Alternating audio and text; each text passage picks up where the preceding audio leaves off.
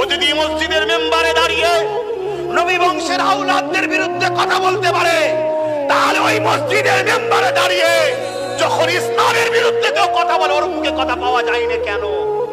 তখন বুঝে নিয়ে দরকার যে আমার ইসলামকে মেটাবার জন্য সেজে আছে। মাফ করবেন, সবাই নয়, কিন্তু দুঃখের সাথে বলছি 100টা যদি রাখা হয় 90টা আজকের দিনে নিজের ঈমান আমল বরবাদ করে দিয়েছে। সামান্য কিছু পয়সার জন্য তারা নিজেদের ঘরে বিক্রি করে দিয়েছে। তাদের মধ্যে কিছু পীর সাহেবও আছে, তাদের মধ্যে কিছু পীরজাদা আছে, তাদের মধ্যে কিছু মুফতি মৌলানা আছে, তাদের মধ্যে কিছু আলেম আছে। চিনবেন কি করে?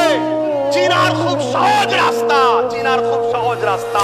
কোন বেঈমানের জন্য তাদের দিল কাঁদে, মদিনাওয়ালার জন্য তাদের দিল কাঁদে না।